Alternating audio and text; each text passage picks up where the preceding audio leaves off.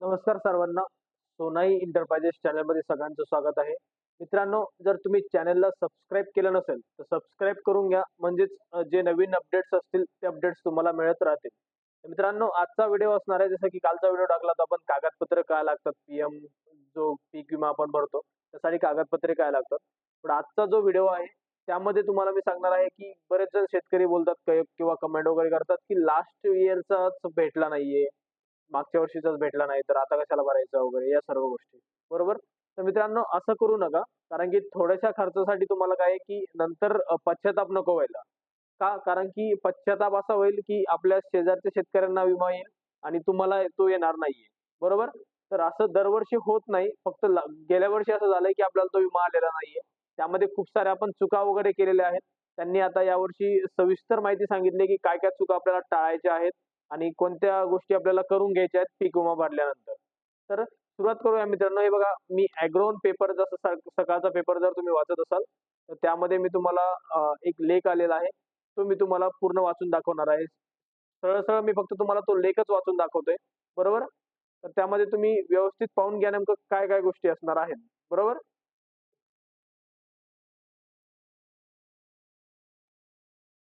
तर मी zoom out करतो थोडंसं. ओके. 7, 9 नंबरचं पेज आहे. आजचाच पेपर आहे मित्रांनो, 20 तारखेचा. यामध्ये बघा खरीपासाठी ₹1 पीक विमा योजना. बरोबर? ते सुरुवातीलाच त्यांनी दिलंय. एक तक्ता दिलेला आहे. तक्ता जर दिसत असेल तुम्हाला, थोडंसं तुम्हाला दाखवतो. हे बघा तक्ता जर दिसत असेल, ओके. तर यामध्ये दिलंय त्यांनी भात. यासाठी तुम्हाला विमा संरक्षित रक्कम आहे 40,000 ते ₹51,760. ज्वारीसाठी आहे 20,000 ते ₹32,500. बाजरीसाठी आहे 18,000 ते ₹33,913. नाचणीसाठी आहे 13,750 ते ₹20,000. मकासाठी आहे 6,000 ते ₹35,598. तूरसाठी आहे 25,000 ते आता ही पूर्ण रक्कम जी आहे मित्रांनो हेक्टरी आहे. म्हणजे एका हेक्टरला एवढे रुपये भेटणार आहेत. तुम्ही एका एकरला किती भेटतात ते आपण करू शकता. म्हणजे तुम्हाला अर्धा एकर जर केलंय, तर याला तुम्हाला काय करायचंय 40,000 ला भागिले 100 करून गुणिले 20 करायचंय. बरोबर? तर या पद्धतीने तुम्ही कॅल्क्युलेशन वगैरे करू शकता गुंठे वाईजमध्ये. हेक्टर म्हणजे काय 100 गुंठ्याला एवढं भेटणार आहे आणि 20 गुंठ्याला किती भेटणार ते तुम्हाला कॅल्क्युलेशन वगैरे करायचं आहे.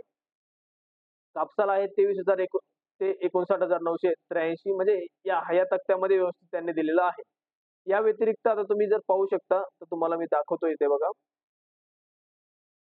जे योजनेत सहभागासाठी अंतिम मुदत म्हणजे 15 जुलै 2024 पर्यंत तुम्ही या गोष्टीचा फॉर्म भरू शकता. पीक विमा अर्ज करू शकता मित्रांनो.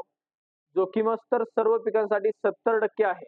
म्हणजे काय, की तुम्हाला यामध्ये 70% पर्यंतच तुम्हाला विमा भेटू शकतो. कारण की 70% तुम्हाला नुकसान झालं तर तुम्हाला विमा भरू शकतो. बरोबर? आणखी एक गोष्ट आहे मित्रांनो,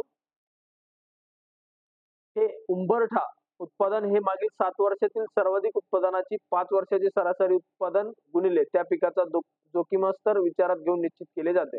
म्हणजे आता नुकसान भरपाई काय असणार आहे? उंबरठा उत्पादन वजा प्रत्यक्ष आलेले सरासरी उत्पादन छेद उंबरठा उत्पादन गुणिले विमा संरक्षित रक्कम. ओके. हे असं कॅल्क्युलेशन असणार आहे. बरोबर? तर ते उंबरठा जे असेल ते तुम्ही व्यवस्थित समजून घ्यायला पाहिजे. यानंतर पाहूया मित्रांनो, की विमा संरक्षणाच्या बाबी आहेत.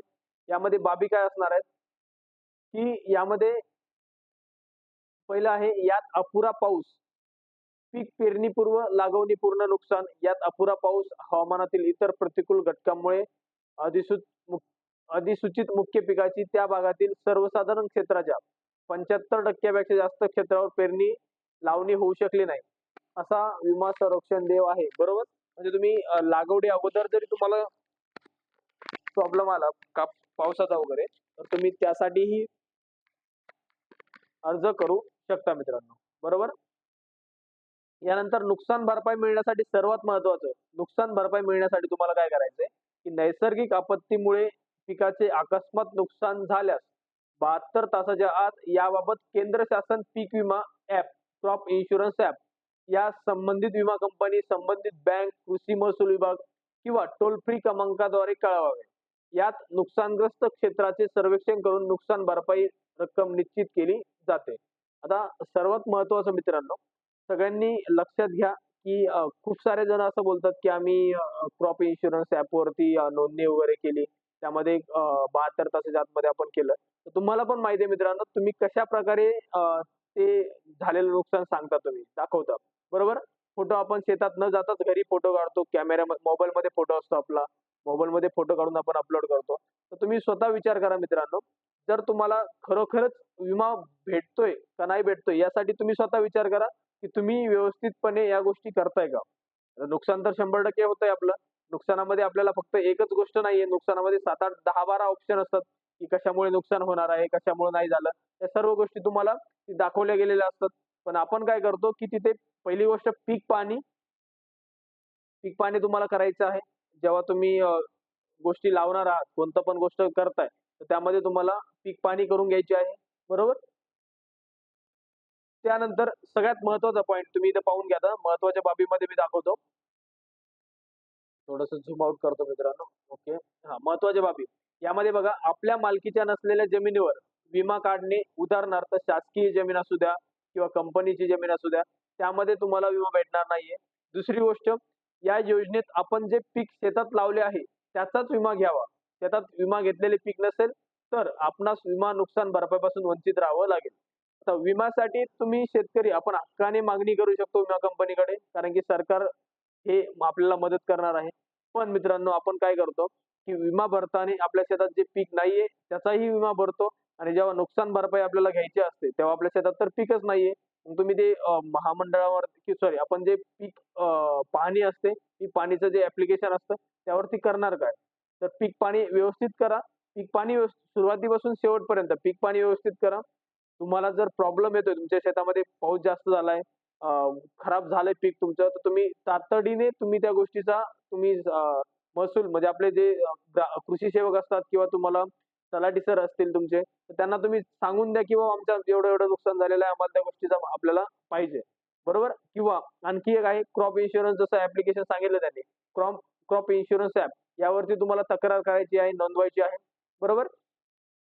यानंतर आणखी महत्त्वाचं, यावर्षी भात, कापूस, सोयाबीन या पिकामध्ये महसूल मंडळामधील पिकाचे सरासरी उत्पादन नोंदवताना रिमोट सेन्सिंग तंत्रज्ञानाचा वापर करून येणाऱ्या उत्पादनास 40% भारांकन आणि पीक कापणी प्रयोगाद्वारे आलेल्या उत्पन्नास 60% भारांकन देऊन मंडळाने उत्पादन निश्चित केलेले आहे. बरोबर? जाणार आहे सॉरी. यानंतर इथं आहे, अर्ज करण्यासाठी आधार क्रमांक आवश्यक आहे.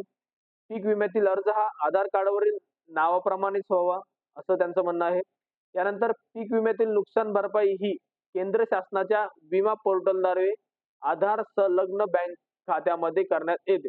यासाठी आपले बँक खाते संलग्न पेमेंट मिळवण्यासाठी अधिकृत असणे गरजेचं आहे आणि आधार कार्डवरील नाव आणि बँक खात्यावरील नाव हे सारखे असायला पाहिजे आणि विमा अर्ज भरण्यासाठी इतर दिलेलंच आहे. बरोबर? यानंतर